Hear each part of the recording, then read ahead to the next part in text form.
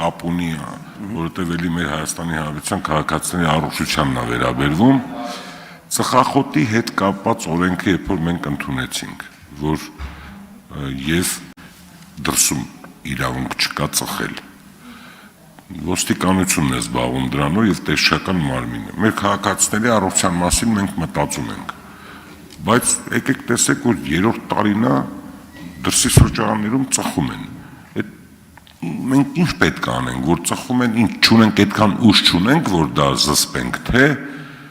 այդպես պետք է օրենքը ընդունենք ու մնացածը մեր վրա ծիծաղեն, ինչ է, նկատում քաղաքացին մյուսը, որը որ տեսնում է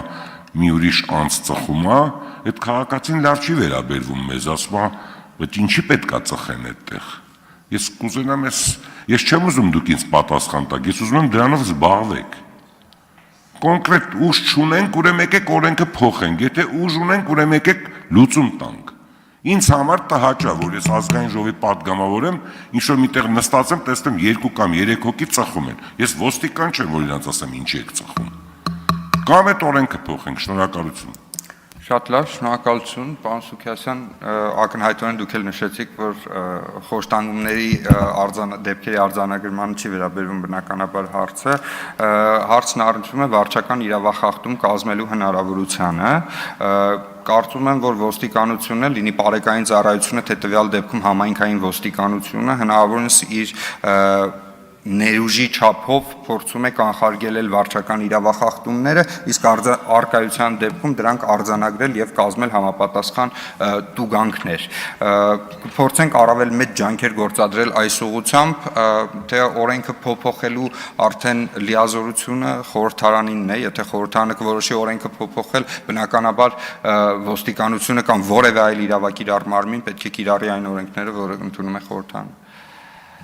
Համեցեք արձագան։ Նայեք, դուք որ ասում եք օրենքը փոխելու, ես նկատում եմ, դուք պետք է հիմնավոր տեղեկանք տաք, որ չենք կարողանում այս ուժով այդ իրականացնել։ Սա առաջինը։ Երկրորդը, ես ինչ եմ խնդրում, արդեն չգիտեմ, օպերատիվ կենտրոն ունեք, թե չունեք, ցանկացած տեղեկություն պետք է գա օպերատիվ կենտրոն մշակվի, վերլուծվի դրանից հետո։ Օրինակ շատ նեղ փողոց կա, 8 մետր է այդ փողոցի լայնությունը։ Այդ ազդանշանը մեքենայի, որ ոստիկանական տրվում, այդտեղ սրճարաններ են, մարդիկ օրինակ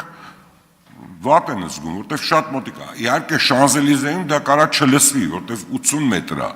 նկատեմ այդ նորմատիվները, որ քննարկեք այդ կենտրոններում, որ չլինի, իհարկե շատ լավ է խստացված ռեժիմը, մենք ընդունում ենք, գոհ ենք աշխատանքից բանի, պարեկների, շատ լավ է, բայց պարեկներին դուք էլ պետք է այդ